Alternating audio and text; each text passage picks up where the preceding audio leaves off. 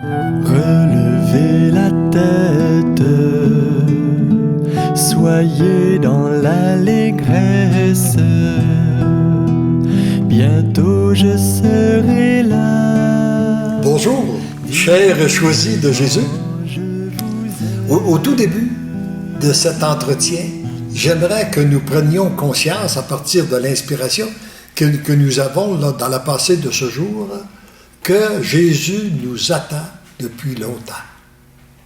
Chacun de nous. C'est pas juste à Léandre qui dit ça, il dit ça à chacun de nous. Je vous attends depuis longtemps. Et qu'est-ce qui fait qu'il peut nous accueillir? C'est lorsqu'on lui donne notre oui. Lorsqu'on ouvre notre cœur à son amour et qu'on reconnaît notre petitesse, notre faiblesse, nos forces. Nous avons tendance souvent à penser que pour que Jésus puisse nous accueillir, on aurait besoin d'être beau, puis d'être fait, puis d'être intelligent, puis tout ce que vous voulez. Alors que non, Jésus nous accueille tel que nous sommes. Et voici ce qu'il dit dans cette pensée de ce jour. « Petite perle de mon cœur, viens te blottir dans mes bras, toi que j'attends depuis longtemps. Comme je suis heureux de te voir accepter ta petitesse, ta fragilité, ta faiblesse, ta vulnérabilité et ton impuissance. » Voyez-vous, c'est très souvent, nous ne nous acceptons pas tels que nous sommes. L'orgueil fait en sorte qu'on voudrait être grand, alors qu'on est faible, alors qu'on est petit, ou on voudrait être fort alors qu'on est faible, etc., etc. Par contre, Jésus nous accueille avec ça. Et c'est lorsqu'on reconnaît ça, que tu reconnais ton impuissance, c'est là seulement que je peux serrer ton cœur contre le mien et y déverser un flot d'amour. J'ai été témoin de ça. La semaine dernière, vous m'avez vu avec un groupe de Français.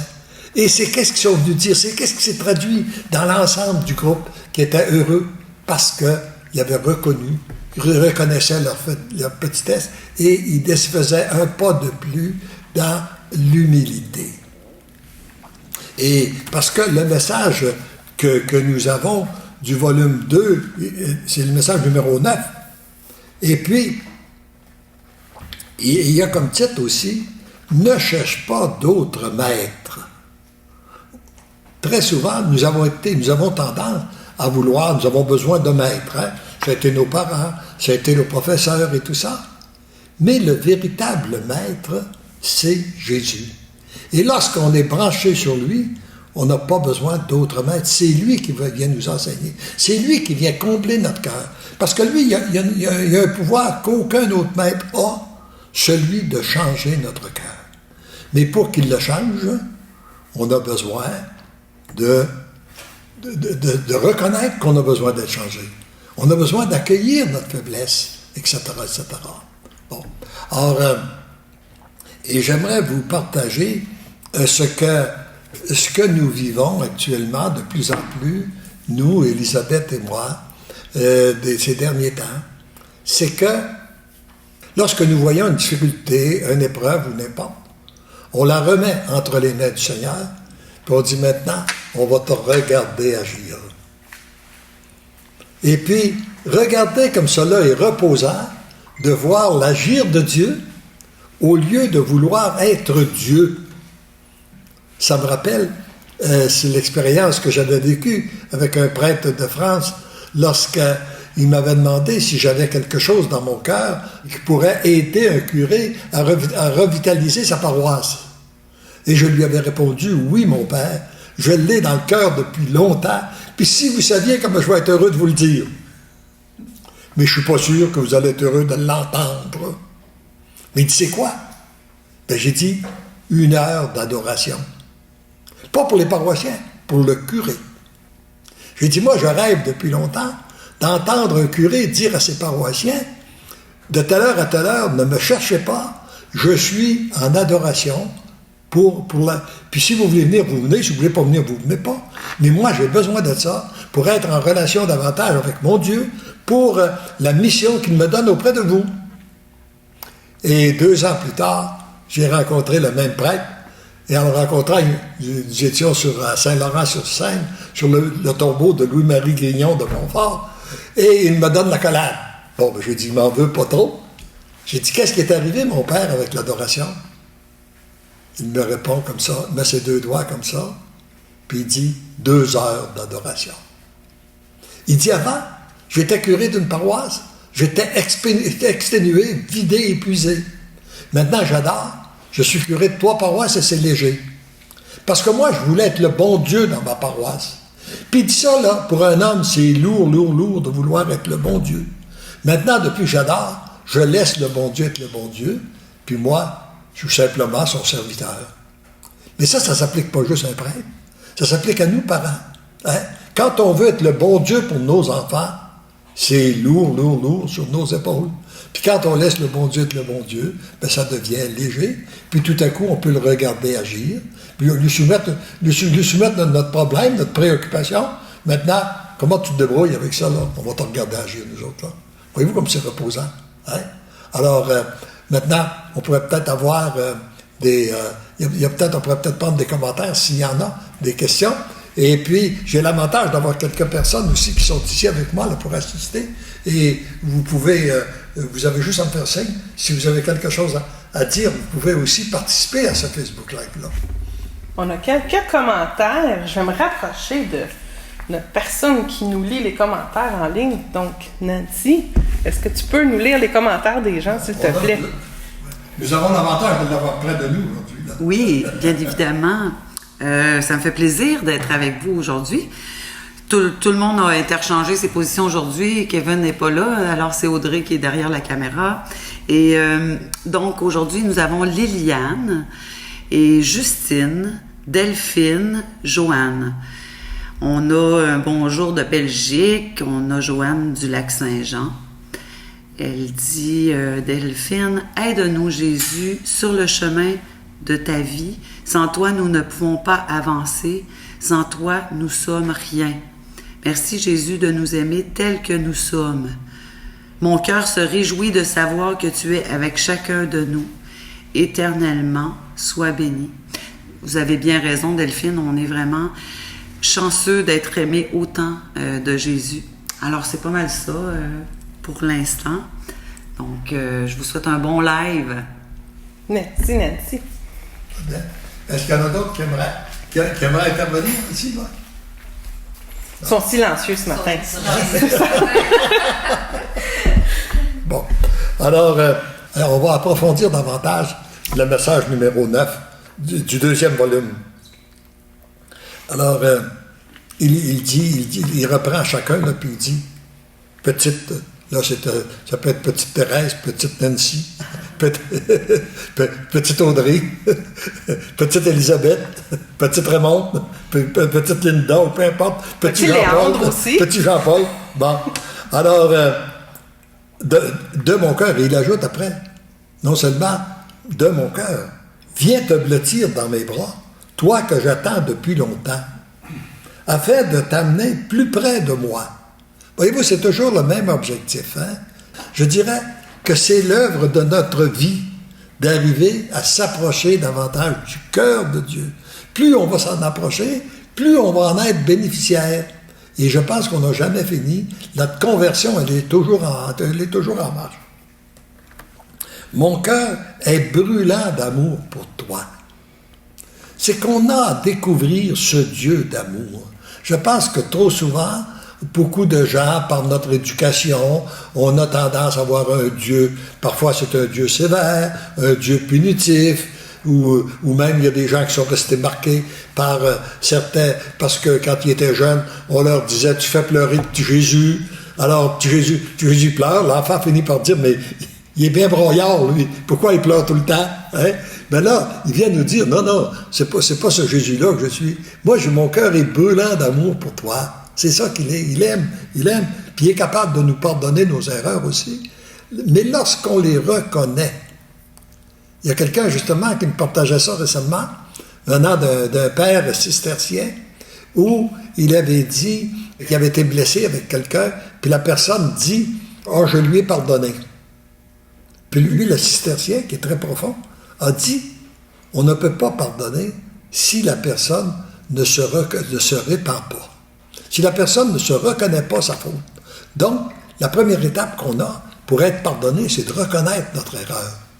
Accueillir ce qui doit être changé, de descendre de plus en plus dans les profondeurs de l'humilité. Parce que le véritable problème que nous avons, c'est la faute d'Adam et Ève, là, qui est la première faute, le péché d'orgueil, qui vient toujours vouloir prendre la place en nous, qui nous empêche de reconnaître notre vulnérabilité, notre fragilité. Alors, puis là, il continue. « Comme je suis heureux de te voir accepter ta petitesse. » Voyez-vous, c'est la base, ça, la petitesse. Ta fragilité, ta faiblesse, ta vulnérabilité et ton impuissance.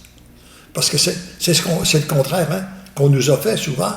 Il faut prendre le chemin contraire parce qu'on a été école, on a étudié, et puis on a essayé d'accumuler des biens, on a pris des responsabilités pour être puissant, pour être grand, pour être fort, et puis arriver souvent avec un pouvoir sur les autres. Là, il dit, non, reconnais ton impuissance. Au lieu d'être puissant. Et c'est que, comme il dit dans un autre texte, lorsque tu reconnais ton impuissance, ça te permet d'être témoin de la toute-puissance de Dieu. C'est là seulement que je peux serrer ton cœur contre le mien et y déverser un flot d'amour-feu. Ensemble, petite perle de mon cœur, nous entrons dans un monde nouveau. Ça, c'est un temps qu'on a pris du temps dans une église nouvelle. Quand on parle d'église nouvelle, on ne parle pas d'une église parallèle à la nôtre. Il s'agit bien de notre Église telle que nous la connaissons sous le pape François.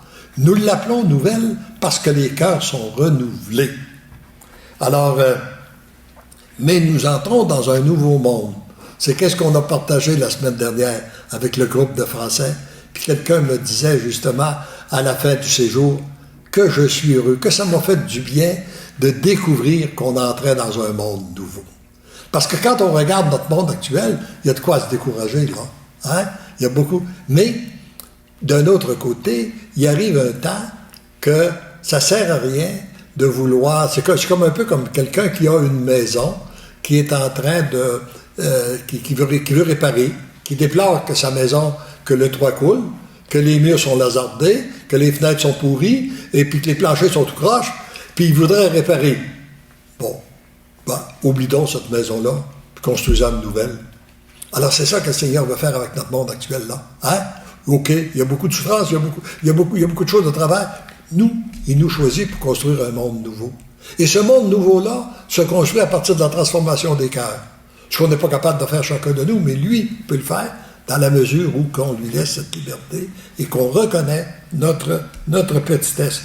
Puis là, il dit, ne cherche pas d'autre maître. Je suis le maître. C'est lui qui est le maître absolu, capable de te conduire là où tu veux aller pour répondre à l'appel que j'ai déposé dans ton cœur. Alors oui, à chacun de nous, en même temps qu'il nous choisit, il nous donne un appel. Il a besoin de nous. D'autre part, c'est que, pas par qu'est-ce qu'on va faire, mais parce qu'on va devenir. Lorsqu'on devient des êtres d'amour, ça se répand partout. C'est comme l'exemple de l'éponge là qu'il nous a donné. Vous savez, si on veut tenter de nettoyer avec une éponge qui est sec, on peut très bien l'utiliser, on va l'user, on va la briser, puis ça ne va rien nettoyer. Mais une éponge qui est remplie d'eau, elle répand de l'eau partout où elle passe et elle nettoie. Eh bien, c'est la même chose pour nous, personnellement.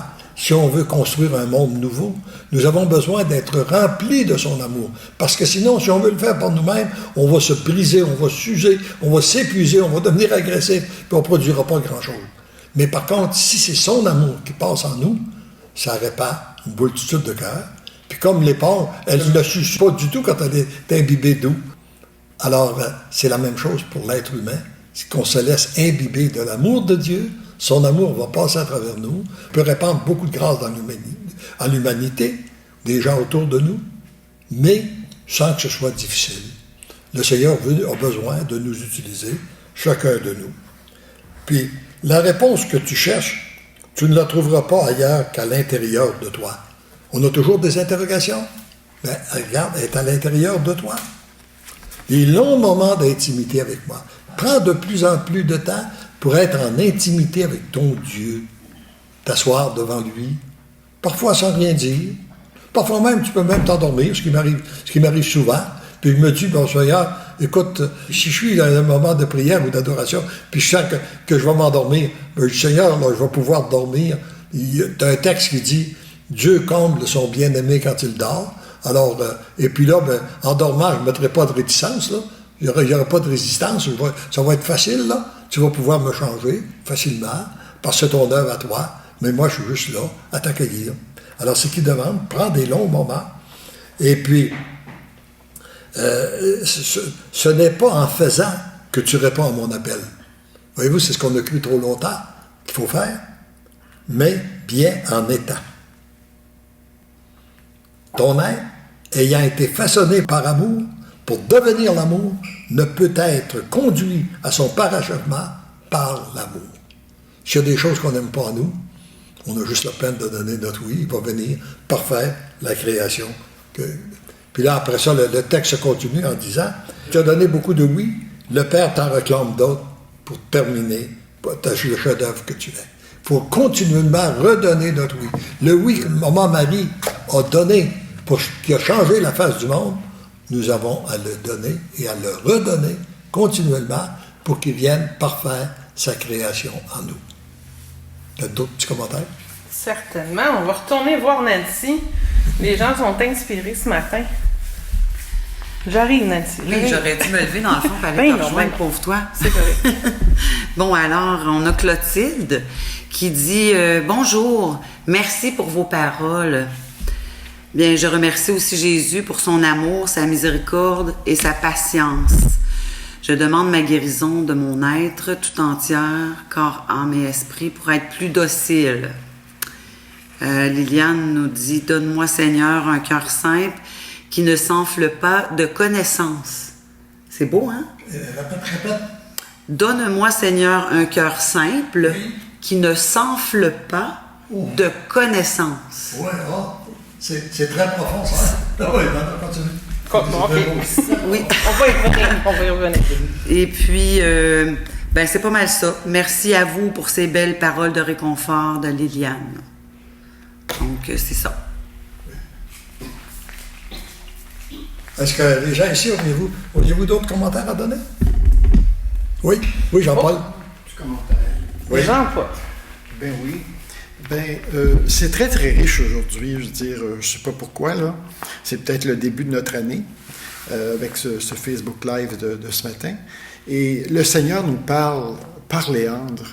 Et Léandre nous traduit une simplicité de ce que veut nous faire comprendre le Seigneur par son Évangile. Alors, on ne peut pas faire autrement que d'être comblé de joie et de bonheur en entendant Léandre qui nous traduit des paroles peut-être plus difficiles à lire dans l'Évangile, mais ce que Léandre fait, il met ça à notre portée. Et c'est ça qui est vraiment magnifique. Et qu'on se sent vraiment choisi. Le terme est là. On se sent choisi, puis on se sent aussi responsable pour les autres.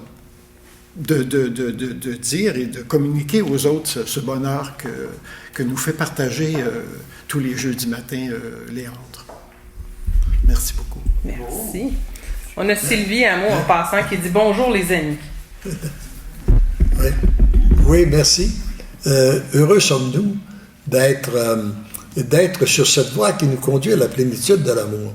J'aimerais vous partager un peu aussi ce qu'on a vécu la semaine dernière dans le groupe de Français. Je dis des Français, mais il y en avait de la Guadeloupe, il y en avait d'un peu partout, de l'île de la Réunion, enfin, de différents endroits. Et puis, il y avait même une dame du Québec qui faisait pas partie du voyage, mais qui s'est jointe à nous. Puis, on la sentait réellement imbibée des messages de Jésus, qu'elle a pris du temps pour nous témoigner tout ce qu'elle vivait. Et en l'écoutant, j'avais l'impression qu'elle venait m'enseigner ce que Jésus nous avait révélé à travers la mission des choisis de Jésus. J'avais l'impression qu'elle venait nous enseigner, Elisabeth et moi.